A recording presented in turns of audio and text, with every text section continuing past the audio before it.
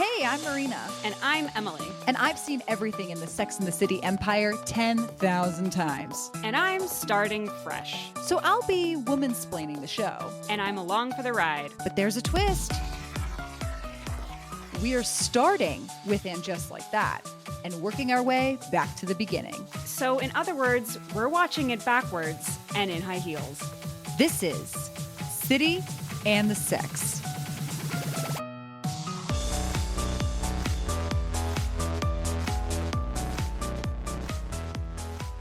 Welcome back, everybody, to the pod.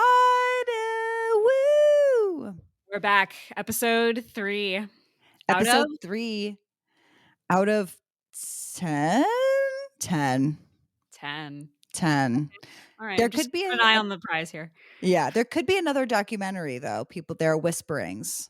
There are is there discourse here about possible documentaries for this show? What whispers are you hearing? What are the streets saying? The whispers are the 2 podcasts I listen to because no one else will watch this show with me. And that's why I have forced you to watch this television show at proverbial gunpoint. Right. That is true. Our friendship is on the line. You did make that really specific in the agreement that if I don't agree to this, you will cut me off. So yes. Yeah. I said I'm going to cord cut you out of my life. Yeah. Yeah. So, but that is a good basis for a podcast, I think, is like tension and high stakes. Yes, exactly. Stakes are high. I did want to throw in a little note before we really get into the nitty gritty, which is that I'm giving slight Popeye today. I'm a post-nasal drip girly. Any other post-nasal drip girlies out there? Am I right, ladies? Am I right, ladies? Raise your hands. Yeah, I apologize for calling you Jurassic Park earlier. That was mean. Yeah, she did say that after I had a torrential waterfall of coughing. So it's been great. It's even worse as I was describing, but I'll let the viewer know. I love that it's the viewer. Anyway, we're from a visual medium. Where this is a visual medium. To let the viewer in, my lungs are not full of mucus. So I'm not like coughing like, oh, I have a cough. It's just like my throat is targeted. So when you're drawing the diagram at home, listeners, it's like the necky part, not the chesty part or the nosy part. So that's good. Let's get into episode 3, also called Chapter 3.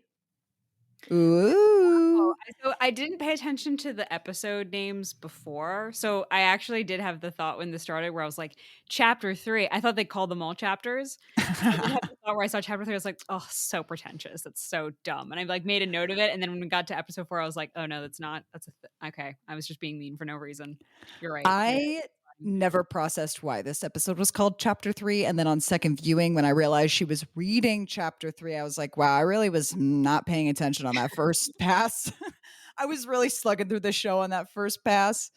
It's hard, man. There's a lot that's coming at you. It's hard. It's rough. What was your like overall one word with this episode? All right. Inoffensive.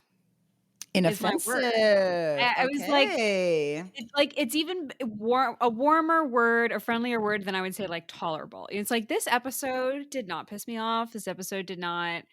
I felt like the other ones were actively hostile, which is I think something I had said. Where I feel like I'm like at battle with this show.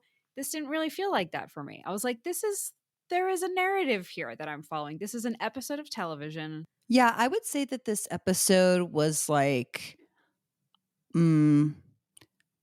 I was going to say like no impact, which I think is a stretch. But when I say no impact, I mean exactly. When the episode ended, I kind of was like, oh, that was underwhelming. And I think that they were good moments. I don't think it's like a bad episode. But to your point, yeah, there's nothing blatant in episode 3 where I was like, I kept waiting for like the like Jason mask to come out of the closet on some horrific something or other. And more or less, it was all kind of tame. Although I do think that there's a lot in this episode that's a little slapdash. That's the other word I would use, but I use that word for every episode.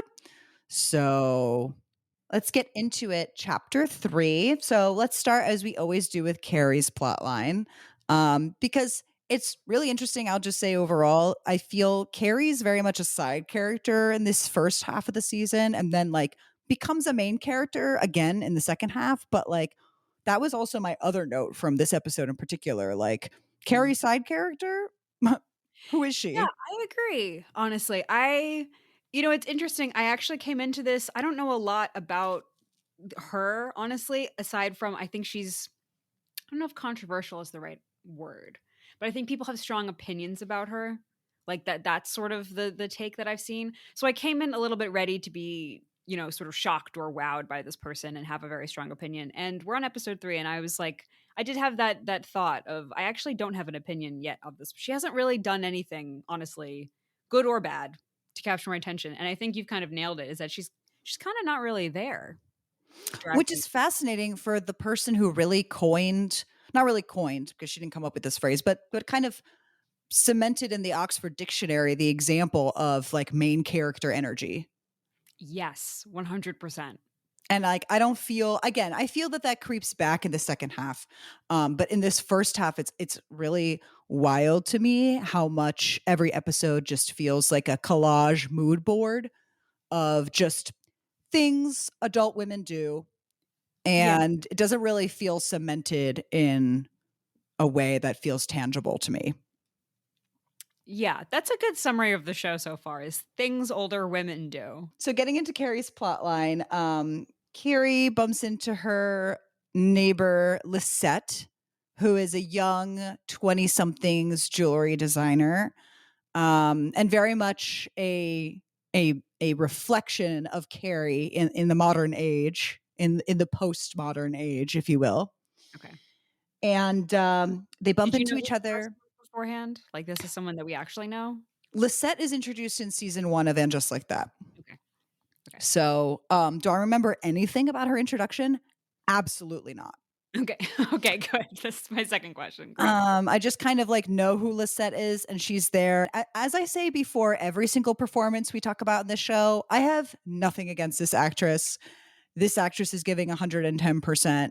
Sure. This actress could easily be on the Carrie Diaries. Like, you know what I mean? No tea, no shade to this actress. But Okay. uh, they just kind of throw her in there sometimes. That seems to be her character is like, oh, I we see. need Carrie to have a young friend. It's Lisette. Put her in the scene.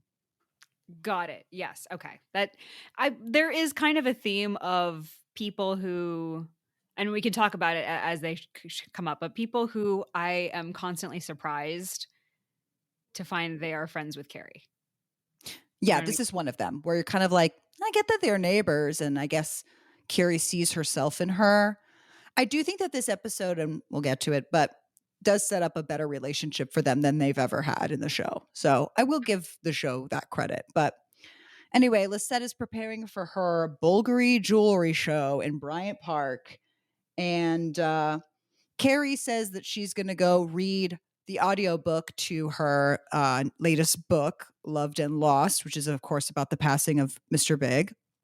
And I was really shocked first viewing and the second viewing that Carrie says she's embarrassed to read her audiobook when one would have assumed she would have always read her audiobooks. Yeah, that's a good point. I mean, it really there's something kind of confusing about the scenes that where we see her in the booth doing the audio recording where she seems very timid and kind of like mousy and shy and just overwhelmed by this big scary studio and project, and I'm just getting tossed around and I'm so delicate and small, and it's like she's a podcast host, right? And she's like been a writer, and I don't know. I just like I'm having a hard time like figuring out who she is as a character. Do you know what I mean? Would you have like classified Carrie as kind of big and confident, or am I just maybe putting that on her because of like the legacy of the show? You know what I mean? Where I know that she's the main character, so I've always assumed that she was like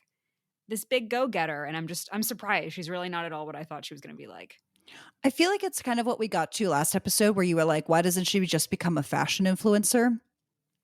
And it's a little bit part of the like legacy of the show kind of that makes you think like, oh, Carrie's this like bigger than life thing when she's always been kind of like, I wouldn't say like shy, but like, mm, it's not that she's a performer. You know what I Mm, mean? It's not that she's a natural born performer. It's like her quality and strength has been her writing. I just think it's like it's a weird mental game of like this woman has narrated all the episodes that we've seen, and obviously that's like a non-diegetic thing, right? That's like a thing for us as the viewer to take in. That's not like really happening. But because we've always heard her columns in her voice, it didn't strike me that she would hire an actor to read her books, especially because memoirs. I don't know anyone who's ever farmed out a memoir to an actor, and she's only ever written memoirs. It's not like she's written fictional work. It's always mm, been sex stories of her own life. So it was I get why they did it. Um although I feel you could have just had her be like, "Oh yeah, I'm doing the audio recording for my book, like womp womp, like I just want to get it over with." And then like realize that it's much harder. I don't yeah. understand this like frame of like why couldn't they get an actor? It goes back to the usual complicated scaffolding this show does to set up their premises, which Mhm, is like you mhm. could easily have Carrie just think the book's going to be easy to read and Right, then and it get turns to out to be hard. and turns out to be hard. And that thematically would make sense because a lot of her talking in this episode about the grief is like, "I thought I was done," right? So it's like, yeah, I could totally see that. I thought this would be easy, and then it turns out that it's not. And overall, I really like this plot for her. Yeah. She tries recording the book the first time. There's this very awkward scene that I did not catch on first viewing where they make fun of the audio tech for having BO armpits. There's a lot of bits like this where I'm like, why? Yeah, I it's things like that where I still haven't really figured out the humor of this show. I haven't seen enough yet, but I felt like the humor of each episode that I've seen has been very different from each other. You know what I mean? So like Yeah. I haven't really figured out my sense of like this is a typical and just like that joke or a typical Sex in the City joke, obviously, which I haven't seen yet. But it's like I haven't figured out what the typical like voice is in the same way where if someone does a certain bit or a reference or something, I can be like, oh, that's totally like a scene out of Succession, right? Like I can see a video of someone doing a Succession bit, and be like, oh yeah, he's got this characters down. They're making the same jokes. I got it. I don't know what that is within just like that because sometimes you'll have bits like this where it's just like, let's just make fun of a person, and then like, For isn't their that funny? BO. You know what I mean? It's Yeah. not necessarily that I'm saying all the episodes of this mean, but it was just sort of like, okay, this is an extended sequence, I think, with her and this other person like laughing at the audio person. But Yeah, it's very long and it's like not even just like a one quick time joke. It's like a whole like setup and punchline and continued and heightening and you're just like, why? I totally agree with your point though that it's like, yeah, if I had to write an episode of And Just Like That, I mean, I think I could do it. Not yeah, to toot my own horn, I but I mean, think now that I've rewatched it too many times, but yeah, I will say it is hard. It's like, yeah, what is an And Just Like That joke? Like, I don't even know how to really describe, what it is. And you could argue like, well, every episode's written by a different writer, but like a lot of shows, the episodes are written by different writers. And yeah. also all the episodes are screened through Jesus Christ himself, Michael Patrick King. Right. So it does have somebody who's trying to make things more codified at the end of the day, but Right. It should have a clear voice, in the way that I can watch any episode of Buffy and I can't exactly pin, oh yeah, this is Marty Noxon, or yeah, this is it's like it's all Joss. You know what I mean? I can see right. there's Joss Whedon. I haven't figured out who Matrick. Um, Matrick, I'm never gonna get his name right. you should just call him MPK. Matrick because that is what you call him every time. Yeah, you know what I mean, it's fine.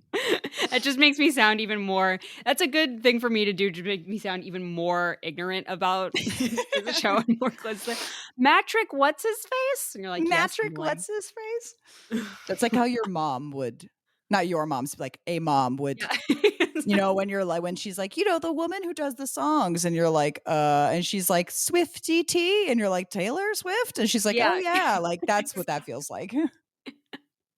Swifty T is a good guess, though. Right on, mom. But anyway, so Carrie's recording her book. I actually think these scenes of Carrie trying to record this chapter are very heartbreaking. I think they're very touching and like I actually really they really resonated with me even a second time. Mhm. I even love Yeah, the way that they smush the words on the page, which is, like, very real when you're trying to hold back tears, but you have to read something. I thought mhm. that was a very cool effect that they put in there. Yeah, absolutely. I felt it. I felt her, I felt the holding back tears thing and the sort of fade away of the studio. It was a really nice little moment. So after she does the recording and she kind of beefs it, she bumps into a original show kind of guest character, Bitsy Von Muffling, who's That's getting her her name? her name is Bitsy Von Muffling, yes. Okay. I mean, that's incredible. It sounds like a nursery rhyme. I think Bitsy is one of those names that should make a, like, Gen Z comeback. You know what I mean? Yeah. Yeah, Like, Bitsy. it's a grandma's name, but it's also it fucks. Yeah, it should be the new when we moved on from girly, like, Yes, Bitsy can be a thing. Bitsy. We're gonna make that happen. Let's get that trending Alright, let's put our cultural influence to the test. to the test. So she bumps into Bitsy Von Muffling, who I feel like every scene with Bitsy every scene with Bitsy in general is her just, like, talking way too much. Um, Okay. so I love Is how, that, like, like, in her thing?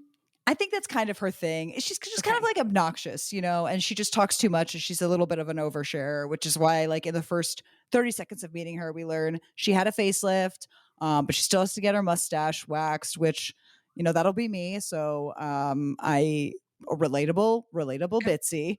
Really that one was for us.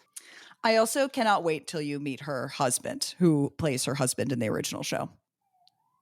That's gonna be an "Oh, Oh, Emily" moment. Remember Bitsy. Remember Bitsy. okay, wait. Pause for a second 'cause, there's a siren passing, and I don't want you to tell me anything more about Bitsy von Mufflerdink or whatever without the siren going away. I don't hear a siren, and all of that stays in the episode. No. Let me live. I'm doing my best. Okay, you were Um, saying. so Husband.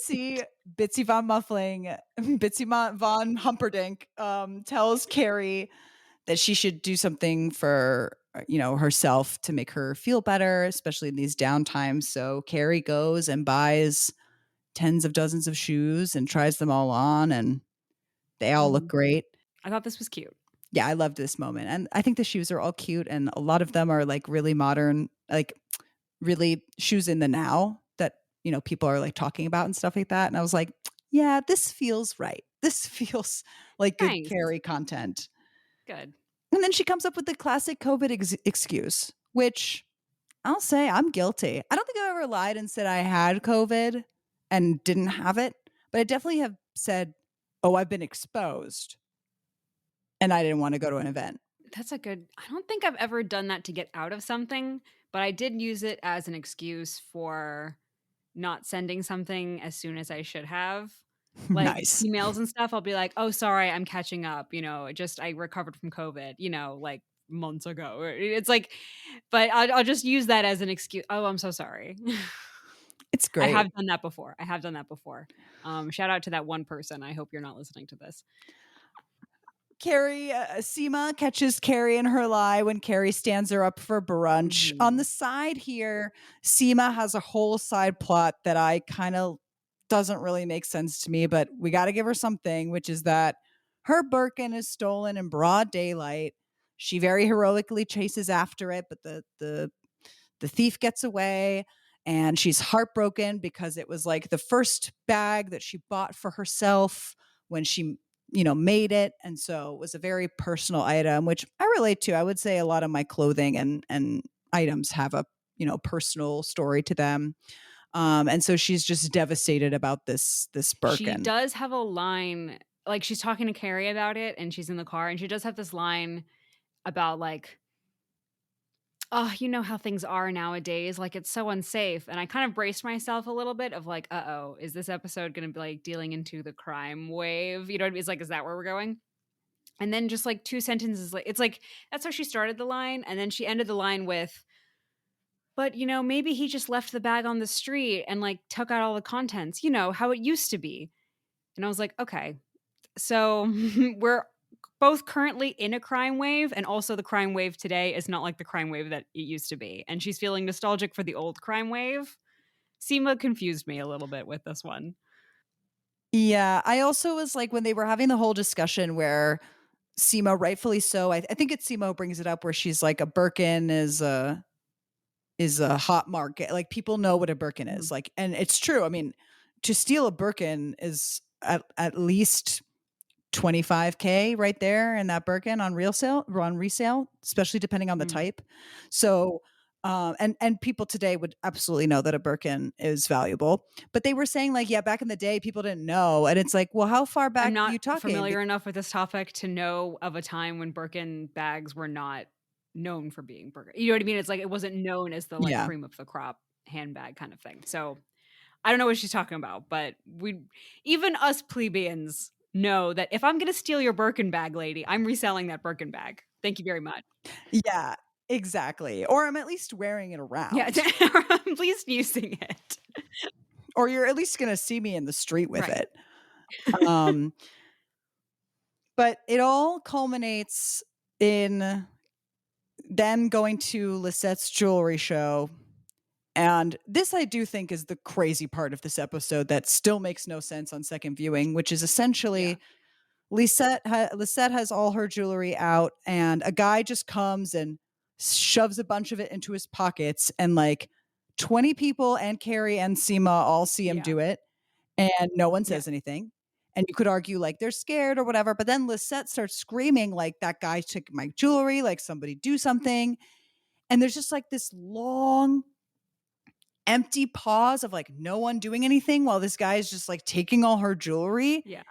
And then Carrie screams, I have COVID. And I don't know, like, and it like clears everybody out. But like, I don't know what that was supposed to do Yeah. because he just keeps taking the And then jewelry. he runs, but everybody else is running too, and now there's, like, chaos. Like, it Yeah. it is very confusing. And also, like, to just, like, set the scene for a second, like, this for I mean, for anyone who doesn't remember this scene or whatever, like, this is taking place outside. This is a jewelry display, exhibition, whatever, that Lisette is putting on, like, in Bryant Park. So, it is also already weird to just have priceless jewelry just out, like, not in a case to begin with. Yeah, not in a door in like a real No. structure, especially if it's a Bulgari show, which they mention. It makes me think, shouldn't it be at the Bulgari Yeah, you'd store? think, right? You'd think. And again, like the fact that the amount of jewelry this man is able Yeah. to, because especially because He bought she reveals she hired security, and security like lets him take it. Like there's just so many steps here where I'm like, why is no one intervening? And then the biggest insult of all is that they come for Carrie and they try to take one of her pieces that she's wearing, and then Seema pulls out a gun and threatens the guy with the gun, and he immediately gives up and runs away. That's what makes him run away, is the fact that Seema threatens him with the gun. And then the gun is one of those kind of toy prop guns that is really a lighter. It's not a real Mhm. gun. But like, where was that? Sorry, wouldn't have been such an interesting, cute little arc if like Seema was taken advantage of and that guy stole her Birkin, and then this guy comes to steal Lisette's jewelry and she's like, and she like pulls out that gun and is a super action hero and everyone's like, oh my God. And then she's like, it was just a lighter, like, I don't know, I have my confidence back. I don't know, Yeah, something. that's cute, whatever. I it As opposed to this. I know. It's just an absurd reaction to everything that's happening. I mean, this is the "and just like that" I have seen in the past 2 episodes, was, like, reactions to things that I don't totally follow, from Carrie screaming, "I have COVID." I'm not sure what that was supposed to accomplish and why it also led to everyone screaming and running away. I think if I was outside and someone screamed, "I have COVID," I would just quickly walk away from them, but I don't think I would start screaming and, like, knocking things over. I Yeah, I mean, I think that's a classic example of the show being like, this is a funny moment, and you're like, I don't think it's funny. This girl's jewelry is being I think it was supposed to stolen. be funny. And the man going up to her also and looking her dead in the eye and saying, like, "Yeah, give me that necklace." I'm like, so he's mugging her at this show, at this, like, stand, at this exhibit in Bryant Park, and we're all just standing here. Like, it's very strange. I can believe security being incompetent, but to the point of that Marina's making is that this goes on for a very long time with everybody watching it happen. Yeah, it goes on for a very long time, and to your point, he's surrounded by jewelry. Why does he need to hold up 2 women? Right. It's even more dangerous for him to do that. Absolutely. I Like hate it. I hate it, and I feel bad for Lisette. I'm like, "This poor girl," I like, know. later, Carrie goes to her apartment to comfort her, and she's just, like, in the bed. By the way, can I just say, she's in the bed like how my elementary school self dreamed I would one day sleep. You know what I mean? Just like beautiful robe, Mm. strewn artistically in the bed, like, "I'm having such a hard Yeah. time," but, like, looking When you were in gorgeous. elementary school, you wanted to grow up to be a woman that had, like, nerves and was, like, in a Yes. consumption from her, like, nerves. Yes. My grandpa took me to opera, and he planted that idea in me early Mm. that because I was kind of artistic, I would get consumption and die, Right. and, he thought of me that Okay, good. way That's healthy. his whole Excellent. life, and so, when I saw her in this bed, like, I don't know, it triggered something in my lizard brain where I was like, "That's what I wanted to look like." You're like, "Well, that's how I Not the wanted to distraught die." part. Yeah, not the distraught part, but just she looks, like, beautiful in this, like, if someone took my livelihood from me like Okay. that, I would be, like, in the same crusty ass t-shirt Mm. in bed, unkept hair, unshowered, you know what I mean? Okay. She, like, had the glam squad. I mean, she's on a TV show, I get it, but, like, she's wearing a beautiful kind of, like, lounge Yes. gown.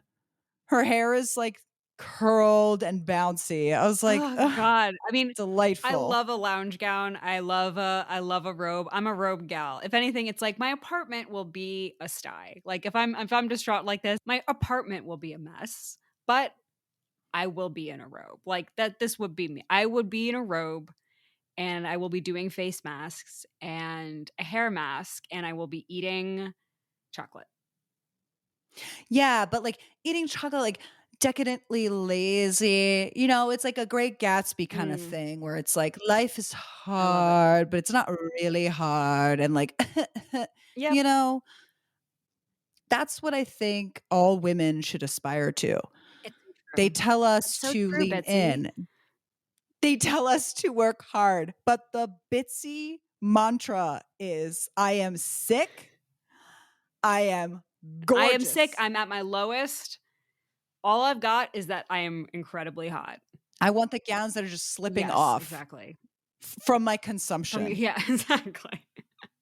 But anyway, there's this very sweet moment though where Carrie comes to comfort her and they lay in the bed together and it's a very clear like mirroring sort of thing and I think it's very cute and it gives Carrie the courage to finish her Mhm. book And she says I to wanna say that realize that she has a nice Lisette has a nice line where she says something to mirror Carrie. You know, she says something like, "I'm just my whole life's work was this, and I'm devastated to start over." And then Carrie sort of like takes that to heart, and it was just a really nice moment. I felt like every time they talked about grief in this episode and dealing with grief, um, I found it very approachable and believable and relatable. I thought it was very touching. And then we end on this very awkward Australians hit on Seema Oh and Carrie no, I scene. forgot. I thought it ended here. Yeah, I know it's like the episode should have ended here and they should have come up with an end just like that fit. Well, let's get to the just like that in a second because that's also god Yeah. awful. But like, episode should have just ended here. It would have been so sweet and great and nice, or ended with Carrie finishing her book. Excuse me. But Right. my point is this vibe. Instead, like we discover earlier that Seema does find her bag because the thief did just leave the bag and take the wallet, which, as we established, no one would ever fucking do with a Birkin. But anyway, she gets the bag back. And so Seema and Carrie go out for drinks to congratulate themselves on Carrie finishing her book and Seema getting her bag. And then these Australian guys are just like, "You two gals." I cannot do an That Australian was accent. good. What are you talking about? That was so good, Popeye. "You two gals, You're you're looking all right."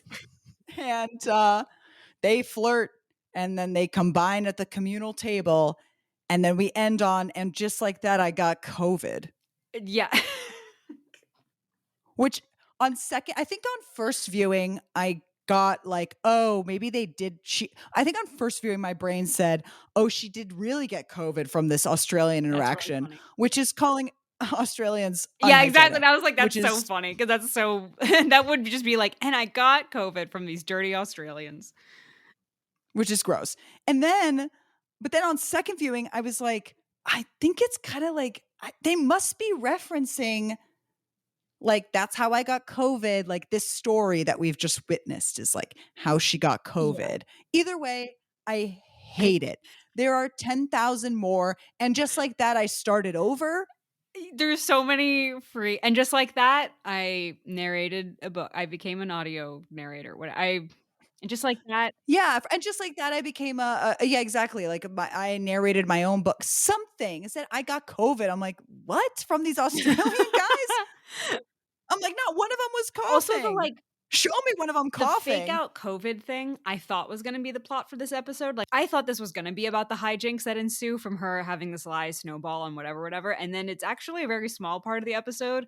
So I can completely understand why you thought it was a reference to the Australians. Because by the time she says it at the end, I've like forgotten that that was where we started this episode. But it did make me excited for every episode's version of like every episode's and just like that. I'm very curious how it's going to end because like that in itself is going to be fascinating to see like what did the writers think was the fun little button of this episode. Like what did they think was the main thing going on? Do you think they start the writing process with what the end just like that is and then they work backwards? I think sometimes they do. Mm, mm, I think sometimes they do. I think sometimes it's really apparent when they do. It's usually when the and just like that is clever. okay. Jesus. If the and just like that makes sense and is Yeah. fitting, it's like maybe they got there and then if the and just like that is like really like you could hear it being followed with womp womp womp womp womp womp. Okay. They absolutely wrote the episode to the end just And what like you're that. saying is there's literally a sound effect that's gonna play for all like, as an Easter egg. So if I just turn up the volume and I hear a "womp, womp, womp, womp, womp," that is a signal to me, the viewer, Yeah, the that viewer. they, Mhm. that they that's so cool that you learned that from the writers podcast. Yeah. I will say in general, the sense I get from the writers podcast is that Michael Patrick King has, like many of us, creative inspiration, and he kind of like has plot points, characters, ideas, things that just come to him, and he kind of writes them all down. And then he goes to his writing team and he says, "Okay, these things must be in the season." I see. So things like we bring back Carrie's wedding dress. And so he might have maybe written a couple and just like that's and worked his way backwards. Like, you know what I Yeah. mean? Like he very much is like, here's a pool of ideas. All of them must be Right. used. Okay. I can totally see that. Get the red string out, connect these Yeah, I thoughts. totally see that. I can absolutely see the scene where, Patrick Michael King, comes in and he's like, we're gonna have an episode that ends with "and just like that, I got COVID," and then the whole episode is hijinks where she fakes COVID, and then like hilarity ensues. All right, you got it, cool. And then when they actually get to that episode and write it, she doesn't actually go on like COVID Ferris Bueller adventures. You know what I mean? It's like not relevant Yeah, well, anymore. because there's too many damn characters, so there's not enough time True, to like do which is a this. great segue into the rest of our cast of fun jokers here.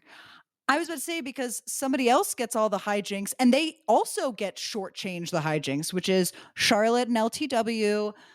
We open on them at a parent teacher conference. Now, this is where I'm going to come to you for your Uh oh. expertise on Manhattan private Okay. schools, which is like, is this what PTA meetings like looked at your school where your principal stood up on stage and then just talked at a bunch of moms and dads about what was happening? No.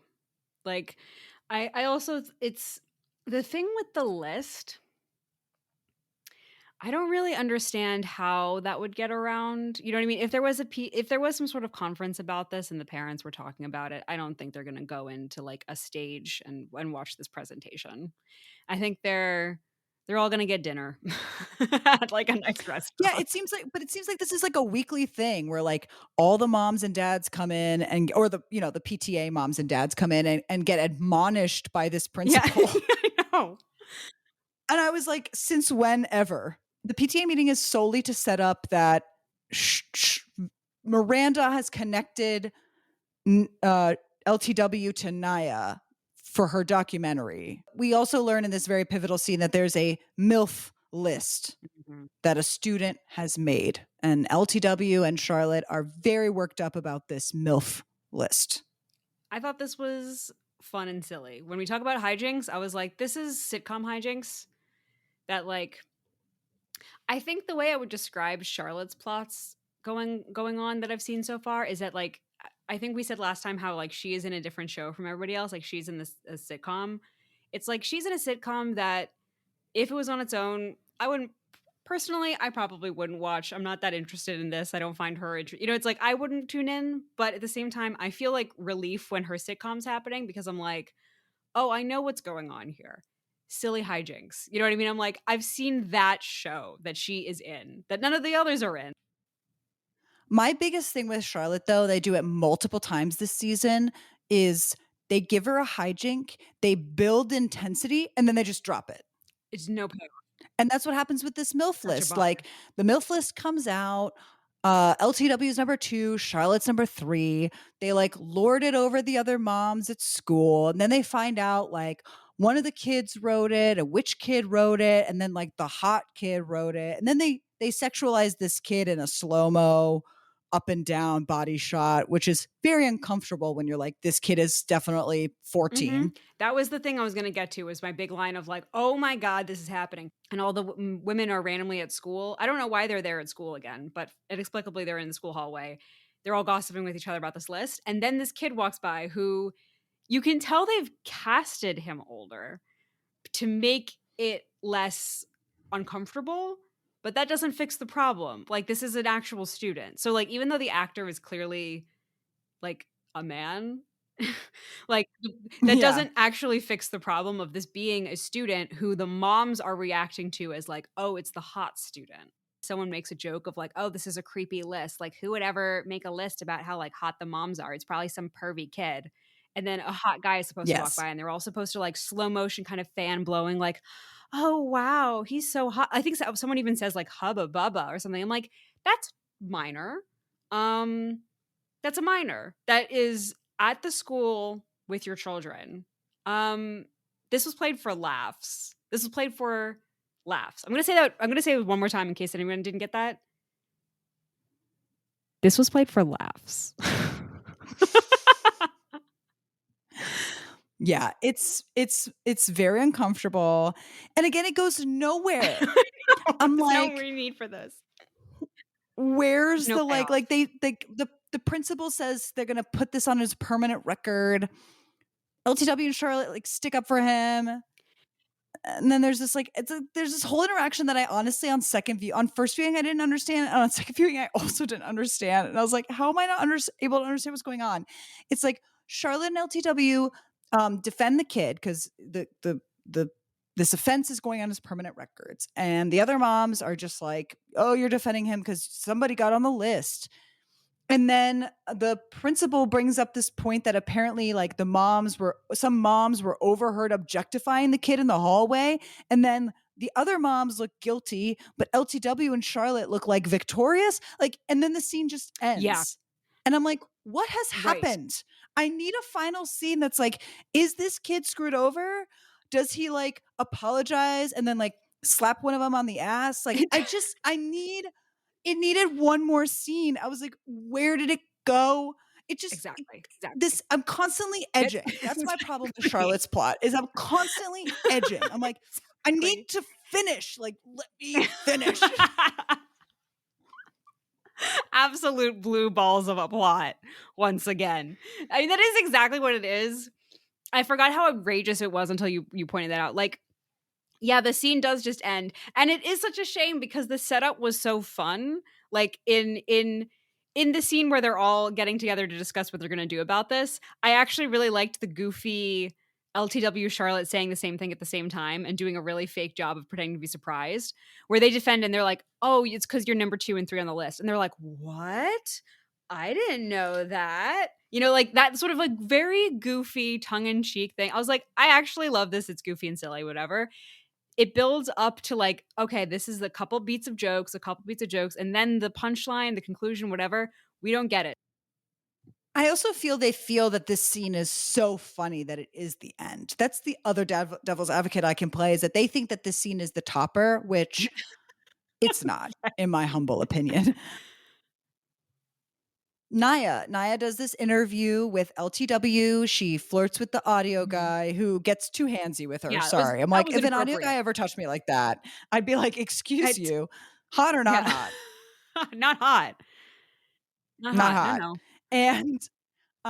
And then she like flirts with him, and then she talks about it at the brunch because she's like nervous about boys. And I think that's actually a cute beat where she's like, we should be talking about heavier things and how the planet's dying. And then her phone buzzes and she's like, it's the audio guy. And they all like scream. Like, like I think that's like fun. It's just so charring when we go from, to your point, this kind of like fun romp land, and then we turn to Miranda and Che in California. And it, to me, this too was so jarring when we would cut between New York and LA. And I know they're doing that on purpose because they're trying to sell us that LA is this like fantasy land, but it's also just a different Yeah, television show. it's also another television show interrupting the television show that I'm currently watching. And it's so crazy when you sit and think about the plot of this episode. It's like Carrie recopes with her grief of Mr. Big's passing. Miranda and Che come to big pass about their needs in another partner. Charlotte's on a mothers to fuck list at her kids' school. Right. And she needs to know if she's on it. Right, exactly. Like, what am I? Where am I? Where am I emotionally? And it's like, I understand that it is hard to thread these things sometimes, to have the heavy thing and then the silly thing. But if you cannot marry them together, maybe you should be thinking about whether they should be in the same episode or not. And like commit. Yeah. Fancy that. Yeah, it's such a bummer. But thank you for also mentioning, before we get to Miranda, thank you for mentioning the audio guy that like feels up Naya and she's like, ooh, flirty. Because that is a good tally. So I've counted 2 crimes that we've witnessed in this episode. Number 1 is the sexual harassment and the borderline assault that happens there, where he like grabs her boob. And then secondly is the harassment of a minor, the sexual harassment of a minor. So I think we're at 2 crimes so far, but there's room for more. So shall we get to LA? For a show with a lot of lawyers in it. They're getting away with these crimes. I keep forgetting that Miranda is supposed to be a lawyer. Speaking of Miranda and Che are living out marriage story. Meanwhile. And I don't know who Adam Driver is. We are 2/3 of the way through this marriage story, and I don't know which one's Adam Driver. Miranda and Che, they're running lines for Che's sitcom. And we are introduced to this idea that Che has this big crying plot point in their sitcom episode where they're supposed to have this heart-to-heart moment with Tony Danza and cry. And that's a problem for Che. Wait, I also don't know. Question. Why is Tony Danza there? I thought he left. Wasn't episode 2 him being like, I don't want to be canceled? No. They changed his character to be Italian, so he won't be canceled. Okay. I'm sorry. I'm so sorry. I forgot. There's so many intricate plot points in this well-constructed narrative. I'm so sorry. All right. Sorry. Continue. Get them. Get them. I thought I caught the show in a massive plot hole, but how funny would that be if they like had him leave and then inexplicably he's just on the show and they don't explain? That would be actually kind of baller if they were like, you know what? We don't care. We're bringing him back. We've hired Tony Danza. We're bringing him back. This is an Oh Emily moment because they do that a couple times. Tony Danza? Not Tony Danza, but other characters that I don't want to spoil it, but other characters come back from wherever And you're like, "What?" Okay. So it's not actually above Do them that. to completely write out Tony Danza and then bring Tony Danza back and forget that they did Okay. that. Excellent. Fantastic. I can't wait. So, Che is this big crying plot point. Miranda's being an old person with her Android phone.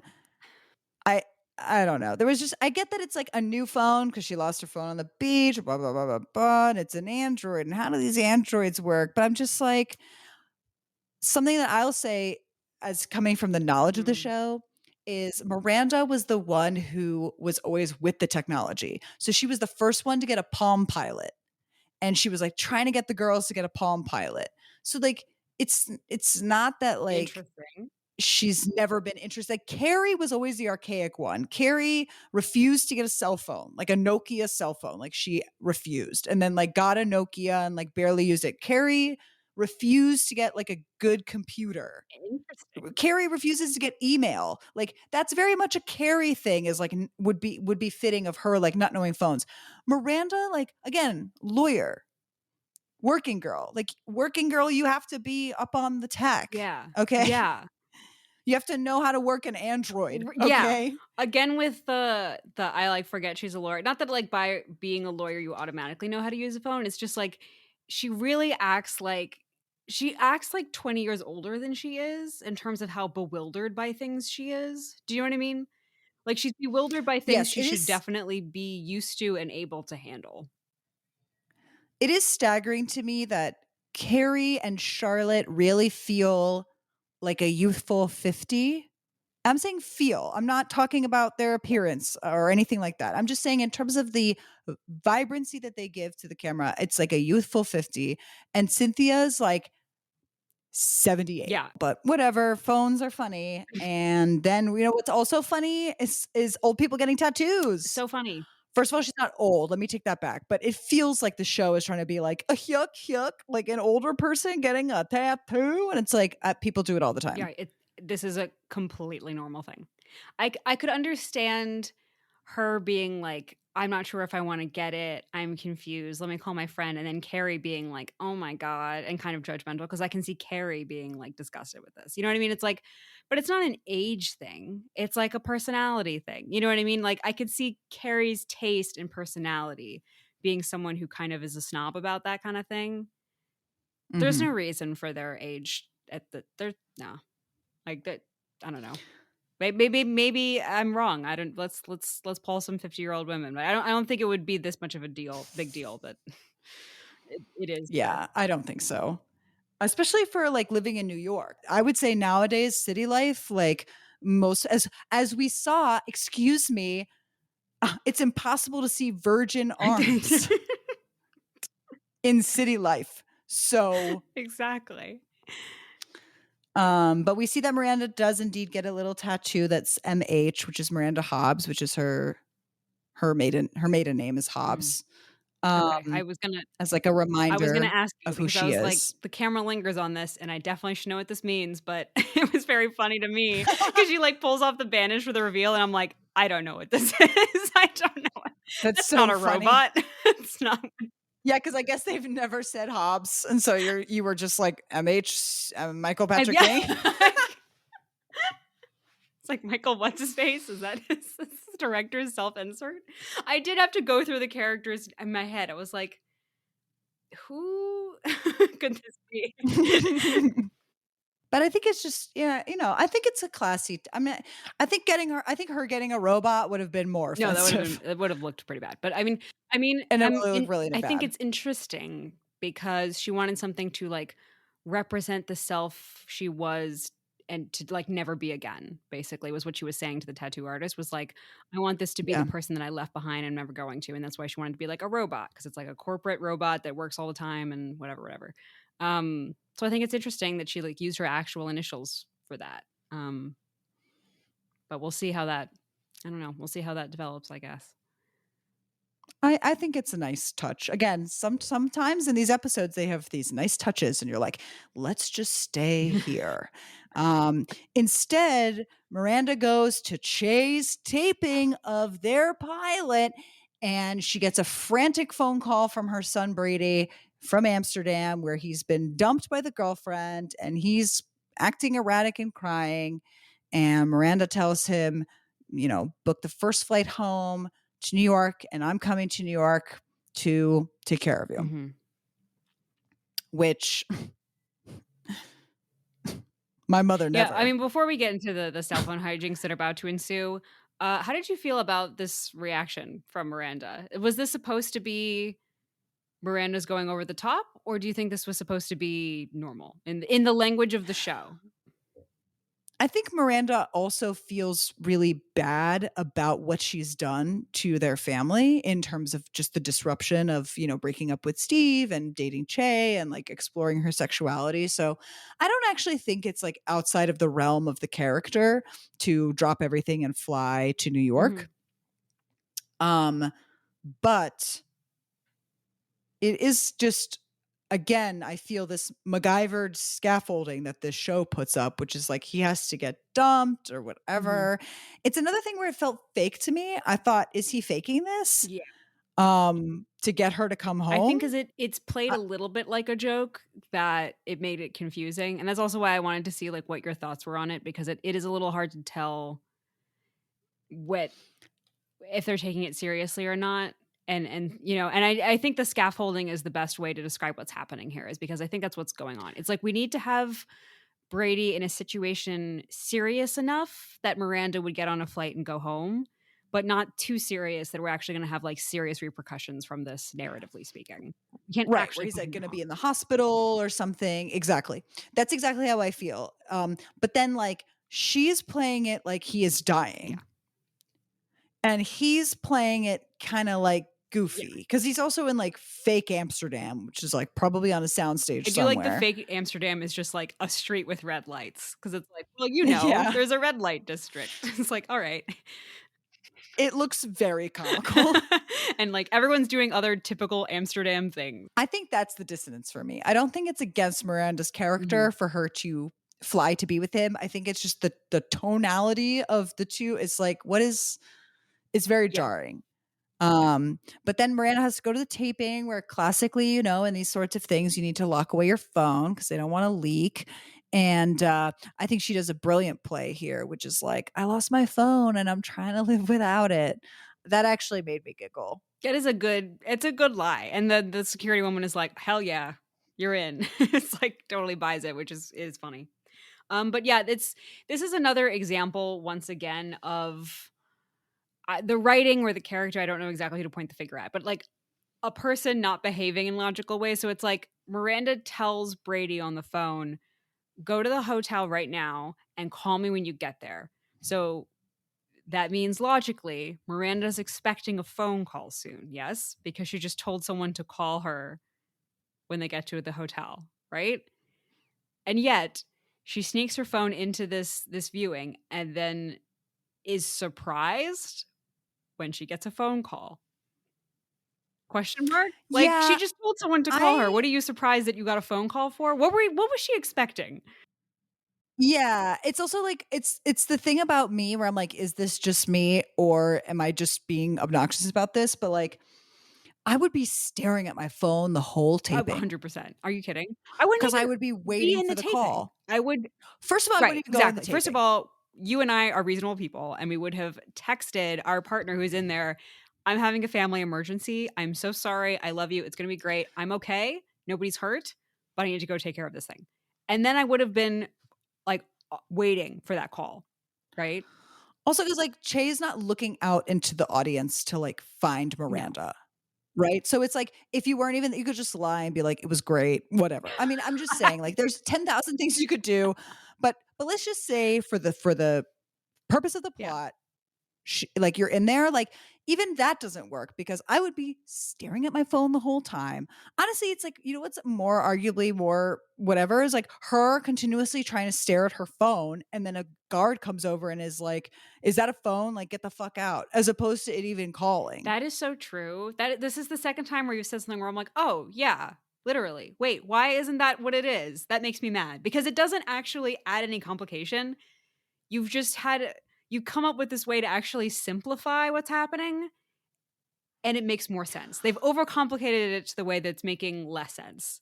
I feel like 'Cause instead what yeah, happens is, like, she forgets that her son is gonna call because she's what? So blindsided by the comedy? Like, it's just like, what is just swept up in the Danza fever. swept away that she just forgets that her son calls, and then when the phone rings, it takes her a full 2 goddamn minutes to be like, "Oh, it's my phone," and it's like, I I hate can't. it. Also, not to be also this person, but I'm just like, would a mic pick up the phone like that? Mike might not, but if the actors can hear it. If the actors can hear it, fine. But there was some part about the dialogue, I think, when the main writer goes off on her.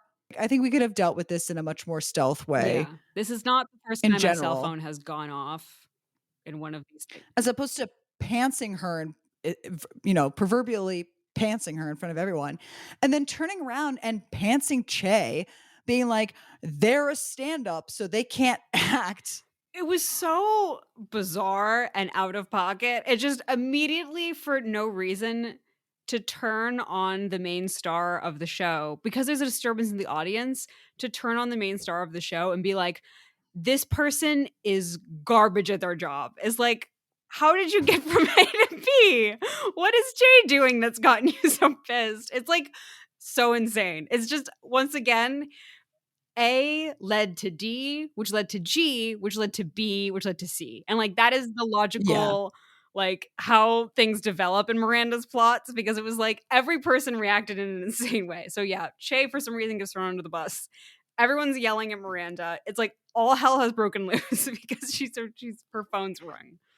It's like But again, it's like not in a way that's like up, up, up, up, up, like the cherry on the cake. It's like it comes out of nowhere. It's so it's so harsh mean. and so mean.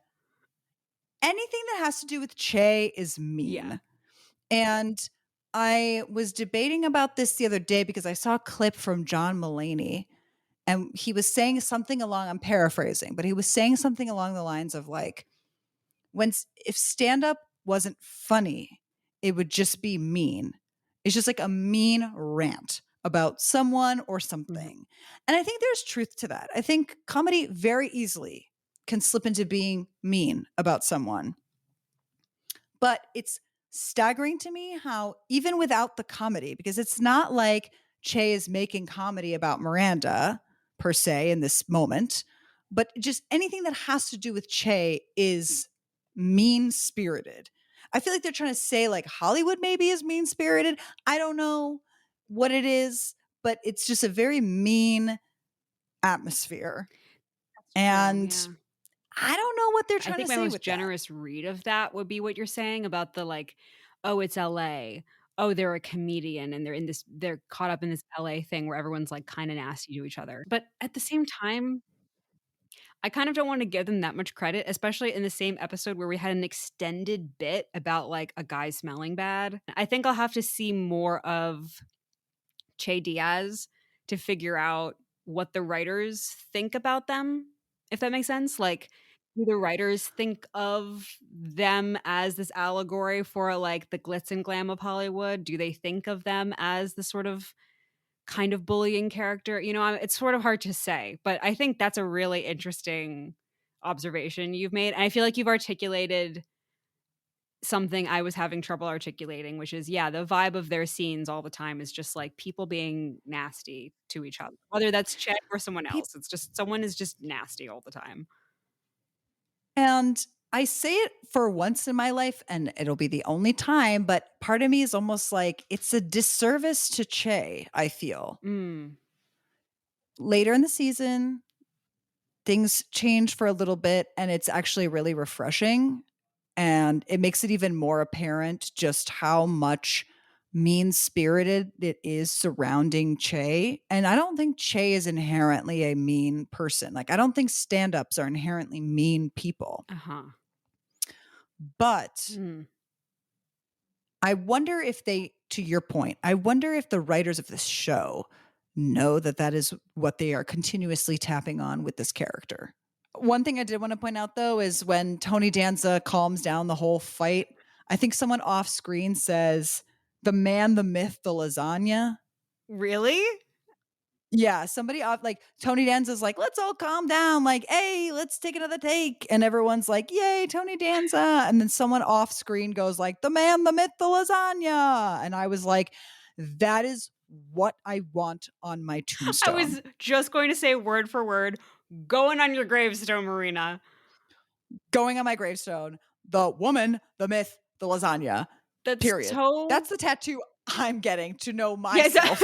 exactly. The woman, the myth, the lasagna, right on my ass.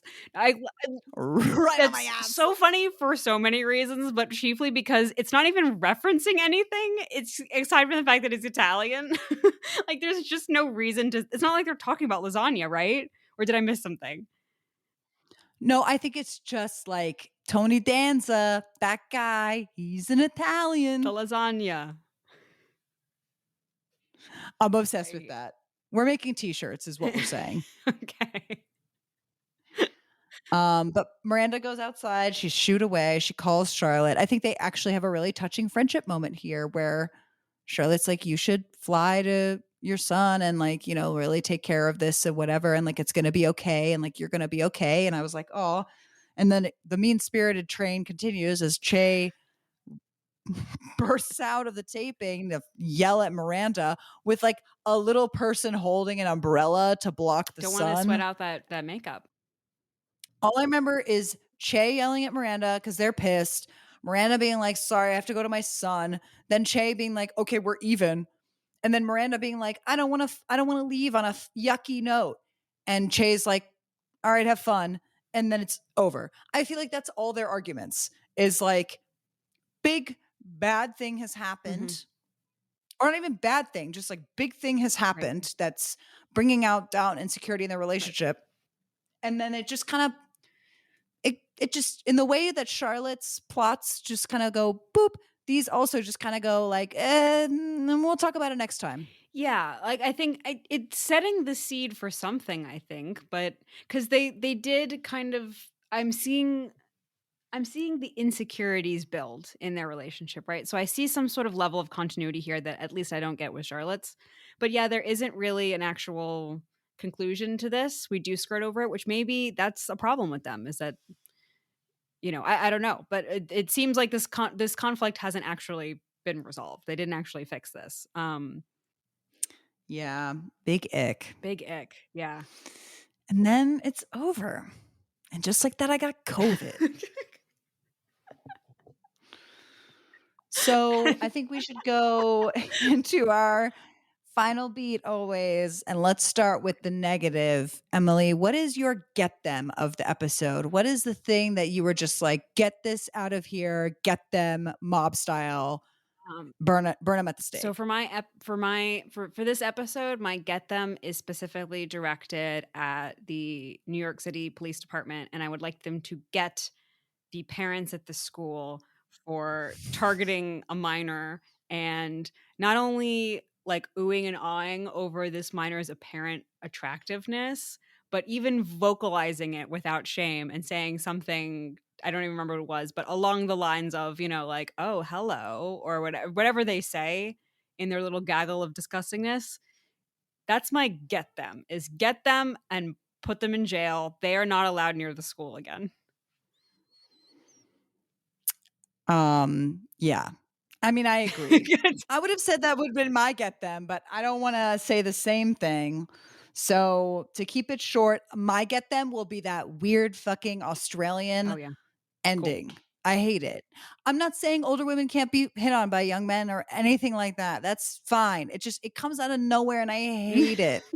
And it goes on for so long, and then it ends with that horrific end just like that, and it just is like, you had a good closer. You had a good closer. And you're accusing the whole country of Australia for giving people COVID? Like, it's just inappropriate, and it's setting back Yeah, relations decades. with the entire, Antipodean nation. Get Get them. them. And then we end on a positive. Emily, what is your release the Kraken of this episode? What do you want more of? I mean, this is maybe cheating because I didn't hear it the first time, but I'm still reeling from the man, the myth. The lasagna. I think that's great. Like, inscribe it in Mount Yeah. Rushmore. I I don't want know, Tony Danza to but that's say, "I what I make it the want. pizza," and then this I show will make it be a 5 pizza. stars. Oh, man, Tony Danza. What a What a guy. guy. My release the Kraken of this episode, Bitsy Von Muffling. Oh, Bitsy Von Muffling. okay. I first of all, I love when they bring the old character, the old like guest characters and things like that back from the original show, because like those people are stuck in Sex in the City mode. Mm. And it's incredible when they are on screen how much life they inject into the screen. And then you're like, right, Sex in the City was a show full of life. Right, exactly. Interesting. And they seem so weird. Like they seem really out of place because they're kind of dated, Yeah, yeah. but I love it. I think that it gives the show a vibrant energy. It's a nice callback. I think she says things to Carrie that are actually really touching. Mustache wax is for everyone. Mustache wax is for everyone. Thanks for listening to ourselves blab on about this show. Once again. Chapter 3. And we will see you for episode 4. Bye bye.